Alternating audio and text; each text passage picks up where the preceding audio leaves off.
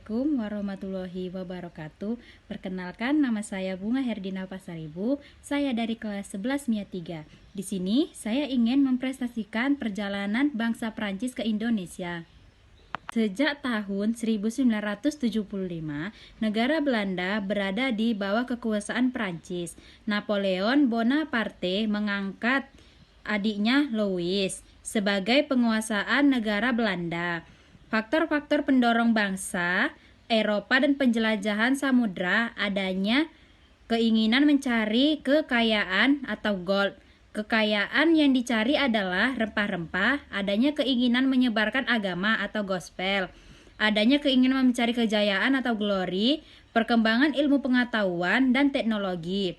Yang dilakukan bangsa Eropa dalam mengatasi kesulitan tersebut adalah mereka berusaha mencari jalan langsung menuju ke daerah penghasil rempah-rempah.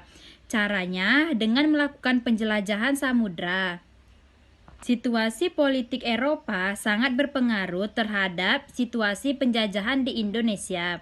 Pada tahun 1792 hingga 1802 di Eropa terjadi Perang Revolusioner Prancis yang melibatkan Australia, Rusia, Inggris, Belanda, dan Spanyol. Pada tahun 1795, Belanda dapat dikalahkan oleh Prancis di bawah pimpinan Napoleon Bonaparte. Pada saat itu, Indonesia masih berada di bawah kekuasaan Belanda. Dengan demikian, secara tidak langsung, Indonesia berada di bawah pimpinan Prancis. Pada waktu itu, Prancis sedang bersaing dengan Inggris. Persaingan tersebut bukan saja terjadi di daratan Eropa, melainkan juga di daerah kolonia seperti Afrika, Amerika, dan Asia termasuk Indonesia. Perancis mulai masuk ke Indonesia ketika Belanda masih menjajah Indonesia dan atau VOC yang saat itu didirikan dan kemudian dibubarkan secara resmi pada tanggal 1 Januari. Belanda yang pada saat itu wilayah jajahan Perancis sehingga segala bentuk kekuasaan pemerintahan dan kebijakan-kebijakan diatur dan ditinjau langsung oleh Perancis. Belanda dikuasai oleh Prancis karena ketika itu di negara Belanda terjadi kekacauan yang disebabkan oleh Napoleon Bonaparte yang telah berhasil menyingkirkan Raja Willem van Oranje. Kerajaan Belanda sejak saat itu dipimpin oleh Raja Louis Napoleon. Pada masa Napoleon Bonaparte berkuasa di Prancis pada tahun 1800. Konstelasi perdagangan dunia telah membentuk blokade kontinental terhadap kerajaan Inggris. Blokade kontinental sengaja dilakukan beberapa kerajaan Perancis untuk menghentikan peredaran dan sirkulasi ekspor terhadap kerajaan Inggris. Namun, Raja Belanda pada saat itu, Raja Louis tanpa sengaja telah membuka bandar-bandarnya secara netral, sehingga proses blokade kontinental tidak serta-merta berhasil. Raja Louis yang merupakan adik dari Raja Napoleon Bonaparte akhirnya diturunkan oleh kakaknya. Dan sang kakak segera mungkin melakukan penggabungan kekaisaran kedua kerajaan tersebut. 1. Berlangsungnya secara bersamaan dengan hal ini, beberapa kepulauan milik Prancis telah jatuh pada armada-armada laut Inggris seperti Kepulauan Mauritius, Sri Lanka, dan sebagian Hindia Timur atau wilayah Nusantara. Raja Napoleon Bonaparte tidak menyerah begitu saja dan segera memilih orang yang dianggap sebagai perwira yang mempunyai untuk segera memobilisasi pasukan di Pulau Jawa. Herman Willem Daendels yang telah membantu beberapa penyerangan dalam perang yang berkecamuk di Rusia segera dipanggil. Dan Herman Willem Daendels adalah seorang perwira Belanda yang sampai sekarang namanya hanya dipakai untuk penyebutan jalan di kota-kota tertentu saja. Dan kota kelahirannya saja beliau tidak diterima di kerajaan Belanda. Pada tahun 1808, Louis Napoleon mengirimkan Marsekal William Daendels ke Batavia sebagai gubernur jenderal di Indonesia. Tugas utama Daendels adalah melakukan reorganisasi pemerintah serta mempertahankan wilayah Hindia dari kemungkinan datangnya serangan Inggris. Bendera Perancis segera dikibarkan di beberapa loji dagang milik VOC. Hal ini mengawali sejarah kolonialisme Perancis di Tanah Jawa yang hanya berlangsung selama 7 bulan saja. Kedua, ketika itu pemerintah Indonesia dipusatkan seluruh di Jawa. Salah satu tuntutan Prancis terhadap raja-raja Jawa ketika itu adalah tuntutan agar para penguasa di Surakarta dan Yogyakarta memperlakukan utusan-utusan dari pemerintah Hindia Belanda sebagai wakil pemerintah Eropa, sehingga mereka harus diperlakukan sederajat dengan raja-raja itu sendiri. Sultan Hamengkubuwono dari Yogyakarta menolak tuntutan tersebut. Pada bulan Desember tahun 1810, Daendels membawa 3.200 serdadu ke Yogyakarta dan memaksa Sultan Hamengkubuwono II turun dari tahta. Kemudian menunjuk putra mahkotanya, Sultan Hamengkubuwono III sebagai penggantinya. Selain itu, Daendels mendapatkan 500 gulden sebagai rampasan dari Yogyakarta. Untuk menjalankan tugas utamanya untuk menjaga mempertahankan di Pulau Jawa, dia membangun jalan di sepanjang pantai utara Jawa yang dimulai dari Anyer sampai Panarukan yang dikenal sebagai Jalan Pos Besar.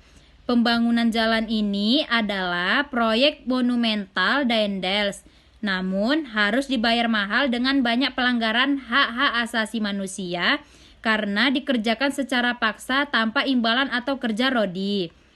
Ribuan penduduk Indonesia meninggal dalam kerja paksa ini. Pembangunan jalan Daendels dari Anyer atau Banten sampai Panarukan atau Jawa Timur sejauh 1.000 km pada tahun 1809 hingga 1810 yang pada awalnya bertujuan untuk mempercepat tibanya surat-surat yang dikirim antar Anyer hingga Panarukan atau sebagai jalan pos.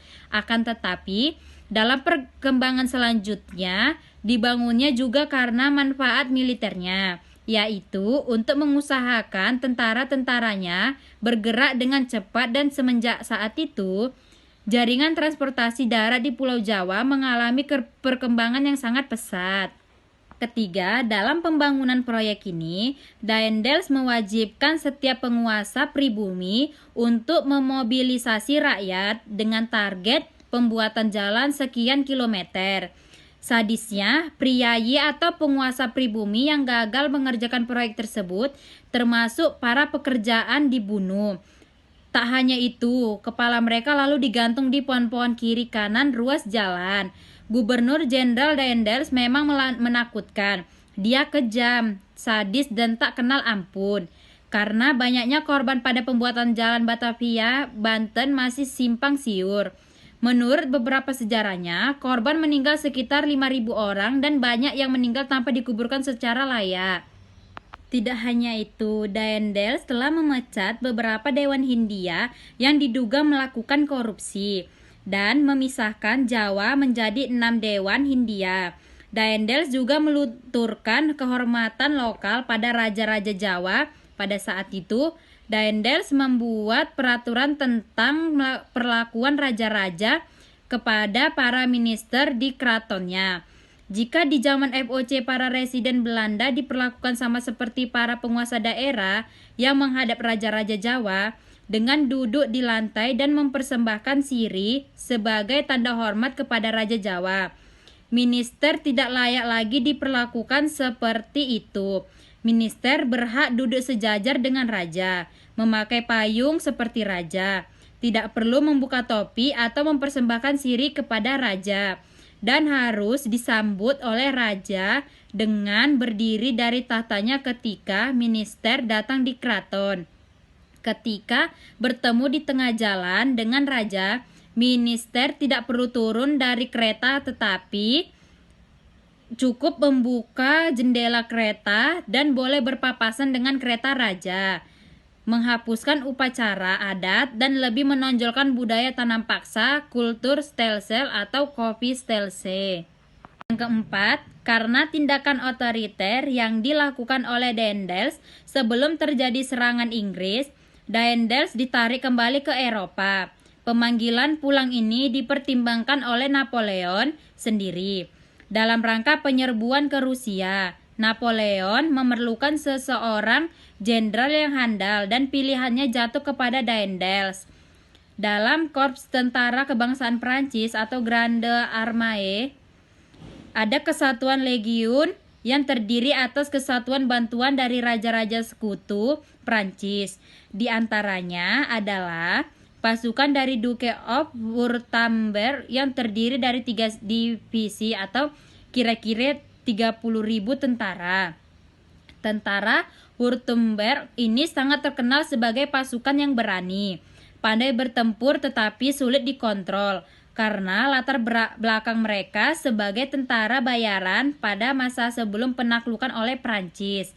Napoleon mempercayakan kesatuan ini kepada Daendels dan dianugerahi pangkat kolonel jenderal. Beberapa perwira dari Inggris bahkan mempunyai pendapat berbeda dengan dalam mendeskripsi Daendels.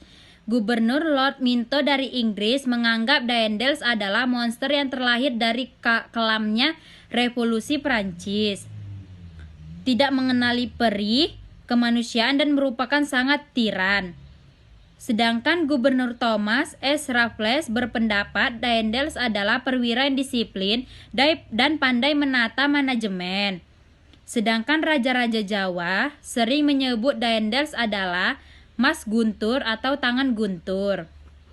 Ada langkah-langkah kebijakan Daendels untuk mempertahankan Pulau Jawa dalam bidang sosial ekonomi. Yang satu, kontingente, yaitu kewajiban rakyat menyerahkan hasil bumi sebagai pajak kepada pemerintah. Yang kedua, verplichte leveranti, yaitu kewajiban rakyat menjual hasil panen hanya kepada pemerintah Belanda dengan harga yang telah ditentukan. Yang ketiga, Priange Stalsel, yaitu kewajiban penduduk Priangan untuk menanam kopi. Yang keempat, kerja rodi, yaitu kerja paksa bagi penduduk untuk membuat jalan raya Anyer Penarukan. Yang kelima, menjual tanah-tanah negara kepada pihak swasta atau partikelir atau landelizik stelsel. Dalam bidang pemerintahan, yang pertama, Pulau Jawa dibagi menjadi 9 karisadenan. Yang kedua, para bupati dijadikan pegawai pemerintah Belanda. Yang ketiga, perbaikan gaji pegawai dan pemberantas korupsi.